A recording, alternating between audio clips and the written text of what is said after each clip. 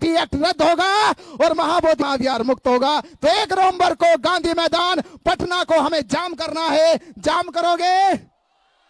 साथ आओगे? साथ लेकर आओगे?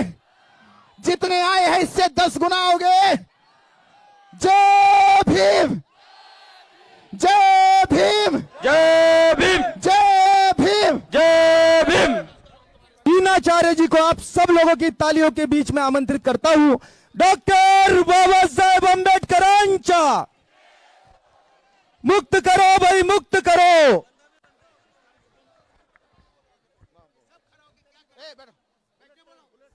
हेलो हेलो, ये बाबा साहब अम्बेडकर जी के ये शेर बच्चे, ये बाबा साहब के शेर बच्चे बैठे हैं ना, ये शेर है ना, शेर हो आप। जो जिस मकसद से आए हो उसे पूरा करोगे, पूरा करोगे। सबसे पहले इस सभा में कर्नाटक के लोग हाथ खड़ा करो। ये कर्नाटक के लोग जिन्होंने भारत के इतिहास में जितने भी बहुजन समाज के आंदोलन हुए,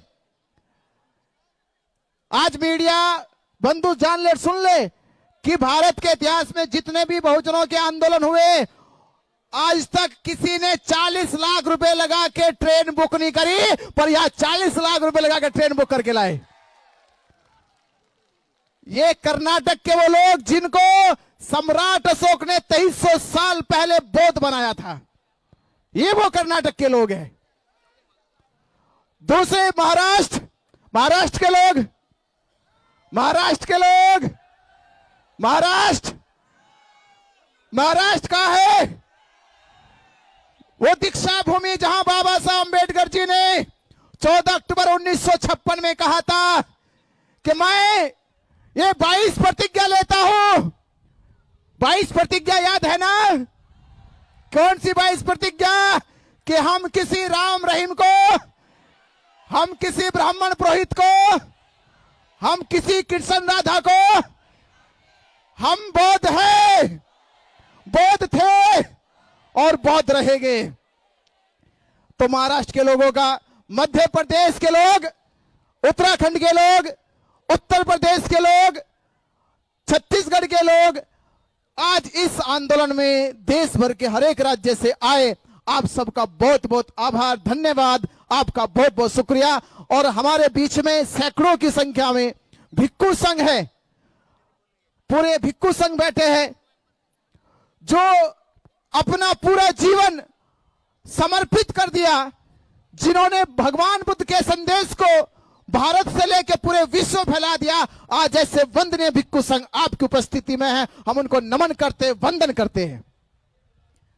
और मैं कहता हूं, ये इतिहास और ये परंपरा और ये संस्कृति की एक लाइन कि लूटी संस्कृति हमारी दासहीन बनाया था। मेरी साथ बोलो कि लूटी संस्कृति हमारी दासहीन बनाया था। बहू बेटी और बच्चों को घर के बाहर जलाया था।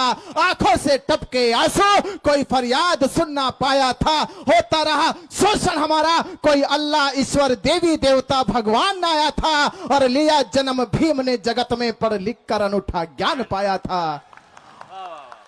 और तोड़ मनवादी जंजीरों को हम बहुजन शोषित पीड़ितों को आजाद कराया था। ये बाबा साहब अम्बेडकर जी के बच्चे हैं। इस आजाद भारत के बाबा साहब अम्बेडकर जी के सपूत है।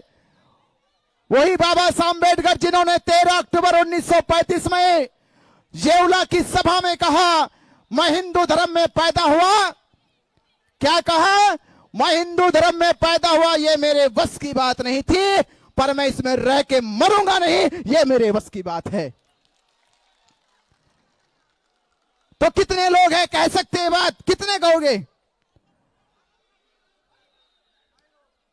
इतने लोग कहो कि बाबा साहब अम्बेडकर ने उस असमानतावादी संस्कृति का परित्याग कर दिया। और जब वो संस्कृति के पंडित पुरोहितों को जब जलन हुई, तो उन्होंने महाबोधि महाविहार पे 6 जुलाई 1949 में एक कानूनी दस्तावेज बनाया।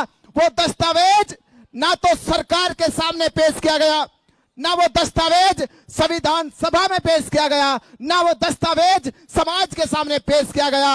आपको मालूम होगा जब ये बीटी एक्ट 1949 बनाया जा रहा था, उस समय परम पूज्य बाबा साहब डॉक्टर अंबेडकर जी संविधान सभा में संविधान लिखने का काम कर रहे थे। पर उस समय देश के प्रधानमंत्री, देश के राष्ट्रपति वो 2 ब्राह्मण और 4 पंडों के बातों में बेवकूफ बन गए। 4 पंडों ने उनको बेवकूफ बनाया। देश के प्रधानमंत्री पंडित जवाहरलाल नेहरू को, देश के राष्ट्रपति डॉक्टर राजेंद्र प्रसाद को, और उनके द्वारा एक बिल पास किया गया, बीटी एक्ट नाम का बिल। वो बिल जब पास हुआ तो हम पूछना चाहते हैं कि क्या उस बिल को उन्होंने बाबा साहब डॉक्टर अंबेडकर जी के सामने रखा? नहीं रखा। 1949 से लेकर आज तक भी उस बिल को पार्लियामेंट में नहीं रखा, बिहार गवर्नमेंट, बिहार विधानसभा में नहीं रखा। आज तक भी 77 साल हो गए, इन 77 सालों में एक भी बार बिहार सरकार और केंद्र सरकार ने बीटी एक्ट को समाज के सामने ना तो पार्लियामेंट में रखा, ना बिहार की विधानसभा में रखा। ये चोरी चोरी बौद्धों की अस्मिता और आस्था के साथ खिलवाड़ 76 सालों से हो रहा है। पर क्या आप ये अब तक जो खिलवाड़ हुआ, जो नाइंसाफी हुई, क्या इसे ऐसे ही देखते रहोगे? ऐसे देखते रहोगे? अरे आपको पता होना चाहिए, ये देश जब प्रधानमंत्री बाहर जाते हैं तो क्या कहते हैं? वो क्या कहते हैं? वो कहते हैं कि मैं बुद्ध के भारत से आया हूं। बुद्ध का भारत, यानी वो जानते हैं कि पूरे विश्व में भारत को अगर कोई पहचान मिली है तो तथागत बुद्ध के कारण मिली है। ये भारत बुद्ध का है, पर यही भारत में बुद्ध के मानने वाले अनुयायियों के साथ उनके धर्मस्थल महाबोधि महाविहार में ये नाइंसाफी क्यों? ये भारत के बौद्ध पूछते हैं। संविधान लागू होने के बाद बौद्धों से क्यों पूछा गया कि जब भारत की किसी भी मस्जिद में गैर मुसलमान नहीं है, भारत की किसी भी मस्जिद में गैर मुसलमान मौलाना नहीं है, सिखों के गुरुद्वारों में गैर सिख कोई पाठी नहीं है, ईसाइयों के कोई चर्च में पादरी नहीं है, तो फिर बौद्धों के महाबोधि महाविहार में गैर बुद्धिस्ट ब्राह्मण क्यों है? ये पूछता है भारत का बौद्ध। ये पूछना चाहिए आपको, क्यों है ये नाइंसाफी? क्यों हुई ये नाइंसाफी? इसलिए हुई कि बाबा साहब अंबेडकर जी का सपना भारत बौद्ध में ना हो जाए, इसलिए नाइंसाफी भारत के बौद्धों के साथ की गई। पर हमें कसम है कि ये कसम है कि बाबा साहब डॉक्टर अंबेडकर जी ने 14 अक्टूबर 1956 में कसम खाई थी नागपुर के दीक्षा भूमि में। उस दिन हमें एहसास हुआ कि बाबा साहब अंबेडकर, आपने हमें धर्म की दीक्षा देकर हमारा मान बढ़ाया है, और ये आपके बच्चे महाबोधि महाविहार मुक्त करके आपका सम्मान बढ़ाएंगे।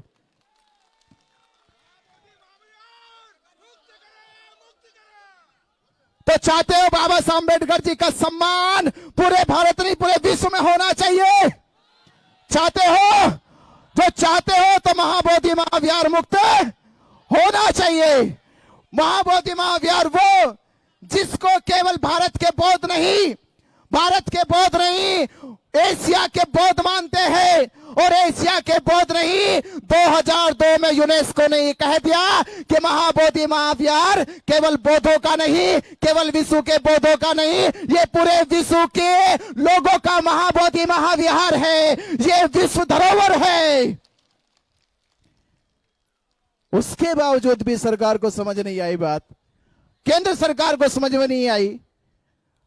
हमें जानना चाहिए, हमें जहां भारत में अल्पसंख्यक कहा जाता है, मैं आपसे पूछता हूं, ये सरकार से पूछते हैं कि भारत सरकार के जो राष्ट्रीय चिन्ह है, जहां भारत के बौद्धों को अल्पसंख्यक कहा जाता है, क्या भारतीय जो राष्ट्रीय चिन्ह है, जैसे हमारी मुद्रा पे, हमारी करेंसी पे जो अशोक लाट है, क्या वो किसी हिंदू धर्म वालों की है? क्या इस्लाम धर्म वालों की है?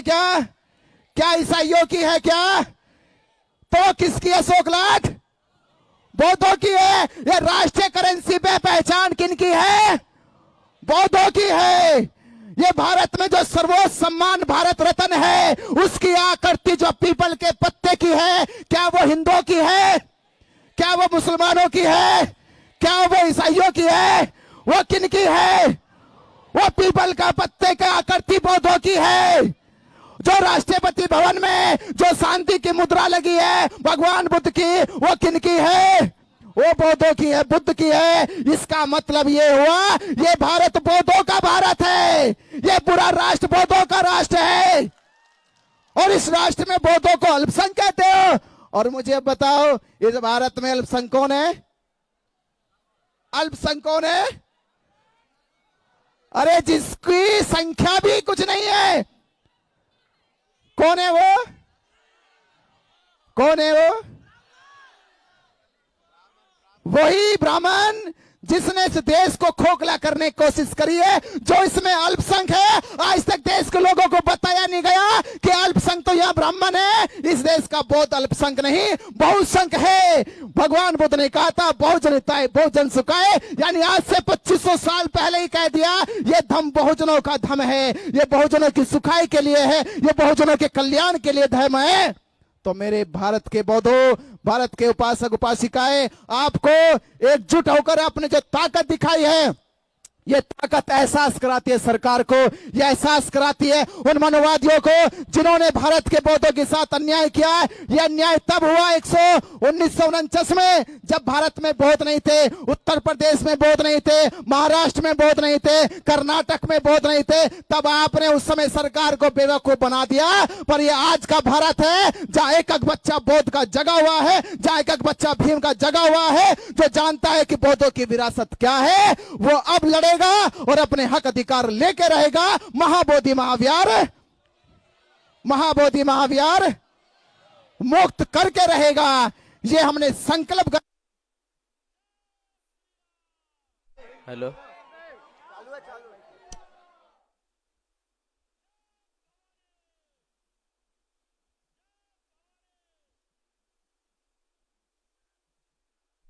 हेलो, हेलो,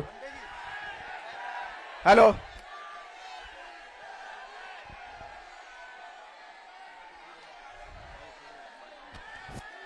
आपने ये सिद्ध कर दिया है कि भारत का बौद्ध जग गया है। और ये जगा हुआ समाज मोदी की नींद हराम करेगा। क्या करेगा? मोदी की नींद हराम होगी। और मोदी की जब नींद हराम होगी तो बिहार में बैठे नीतीश कुमार की भी, उसकी भी नींद हराम होगी। और जब नीतीश कुमार की नींद हराम होगी तो महाबोधि महाविहार में बैठे उन पंडों की भी नींद हराम होगी। अब मुझे अभी अभी जानकारी आई है कि केंद्र सरकार ने, जैसे उन्हें पता चला कल कि भारत की राजधानी दिल्ली में पूरा बौद्ध समाज आ चुका है, तो उन्होंने रात एक नोटिफिकेशन जारी किया कि 18 फरवरी को बोध गया में बैठकर हम बौद्धों के अधिकारों पे चिंतन करेंगे। बोध गया महाबोधि महाविहार पे चिंतन करेंगे। मैंने कहा कम से कम कुर्सी से उतरकर चिंतन करने के लिए बोध गया तो बैठने की बात कही। अब बोध गया बैठ गए हैं तो पंडों को भी वहां निकालने की बात जल्द से जल्द करे। तो ये आपकी ताकत, आपका विश्वास। और हमने, आपको मालूम है 1 साल इस आंदोलन का हो गया, 365 दिन आज हो चुके हैं। और ये 365 दिन में क्या क्या पड़ाव आए हैं, लेके बोधगया के धरने आंदोलन से, जेल से लेके महाराष्ट्र की संपूर्ण धमध्वज यात्रा को सफल आप लोगों ने बनाया। कर्नाटक के लोगों ने सफल बनाया, छत्तीसगढ़ के लोगों ने सफल बनाया, मध्य प्रदेश के लोगों ने सफल बनाया, उत्तर प्रदेश के लोगों ने सफल बनाया। मैं आपसे फिर गुजारिश करता हूं, ये एक राज्य का आंदोलन नहीं है, ये पूरे भारत के बौद्धों का आंदोलन है। पूरे भारत के बौद्धों को एक साथ एकजुट होकर इसकी लड़ाई में शामिल होना होगा। क्योंकि आने वाली पीढ़ी आपसे जब पूछेगी, आपसे कहेगी कि जब महाबोधि महाविहार की लड़ाई लड़ी जा रही थी आप कहां थे, तो आप कम से कम कह सके कि जब महाबोधि महाविहार की लड़ाई लड़ी जा रही थी तो हम बौद्ध भिक्षु के सानिध्य में उनके साथ दिल्ली के जंतर मंतर में उस आंदोलन के साथ खड़े थे। तो वो बच्चे, वो पीढ़ियां ये कहते हुए फक्र करेगी कि मेरा जन्म उस परिवार, उस खानदान में हुआ है जिन्होंने महाबोधि महाविहार क्या किया है। वो बच्चे फक्र करे, वो अपने आप पे गर्व करे कि मेरा जन्म भी उस परिवार में हुआ है, उस खानदान में हुआ है जिन्होंने महाबोधि महाविहार मुक्त किया है। तो आप जानिए सम्राट अशोक का 2300 वर्ष पुराना इतिहास जिंदा हो जाएगा और ये भारत फिर से बौद्ध में हो जाएगा। तो आप सभी ने जो साथ दिया, सहयोग दिया, मैं उनका तहे दिल से आभार धन्यवाद देता हूं। और पूजनीय भिक्खु संघ हमारे बीच में बैठा है और ये निवेदन मैं आपसे करूंगा, मैंने अपने मैं आपसे एक निवेदन करूंगा। आज हम यहाँ एकजुट हुए हैं भिक्खु संघ की तरफ से, और कुछ सम्मानित साथी ये कहा है कि हमने दिल्ली को दिखा दिया बौद्धों की ताकत क्या है। क्या किया हमने? दिल्ली को दिखा दिया बौद्धों की ताकत क्या है। अब मैं आपसे पूछना चाहता हूं, ये ताकत नीतीश कुमार को दिखानी है। क्या दिखानी है? नीतीश कुमार बिहार के मुख्यमंत्री को दिखानी है और पटना के गांधी मैदान को भर के उसे मोदी के साथ साथ नीतीश कुमार की नींद उड़ानी है। कब उड़ाओगे? कितने दिन लोगे और बताओ? 1 महीना, 2 महीना, 3 महीना? मैं आवाज दे रहा हूं पूजनीय भिक्खु संघ को नमन वंदन करते हुए कि 1 नवंबर को, कौन सी तारीख को? 1 नवंबर को पटना का गांधी मैदान बंद होना चाहिए। बिहार सरकार की नींद उड़नी चाहिए। पूरा बिहार जाम होना चाहिए, पूरी पटना जाम होनी चाहिए और पटना की वो गूंज पंडों को कानों में सुनाई देनी चाहिए। और उनके कानों में जब आपकी गूंज सुनाई देगी, जब वो बौखलाएंगे, जब वो कपकपाएंगे, तो मैं कह रहा हूं आपकी ताकत की वो गूंज से ही वो पंडे महाबोधि महाविहार छोड़ के भाग जाएंगे। और जब तक महाबोधि महाविहार मुक्त नहीं होगा, हम उस पटना की गांधी मैदान से फिर हटेंगे नहीं। फिर बीटी एक्ट रद्द होगा और महाबोधि महाविहार मुक्त होगा। तो 1 नवंबर को गांधी मैदान पटना को हमें जाम करना है। जाम करोगे? साथ आओगे? साथ लेकर आओगे? जितने आए हैं इससे 10 गुना आओगे? जय भीम, जय भीम, जय भीम, जय भीम, जय भीम। बहुजन समाज की हर खबर पाने के लिए चैनल को सब्सक्राइब करें, लाइक करें, शेयर करें। नेशनल चौपाल को बचाने के लिए ज्वाइन बटन क्लिक करके चैनल की सदस्यता लें और चैनल को आर्थिक मदद करें।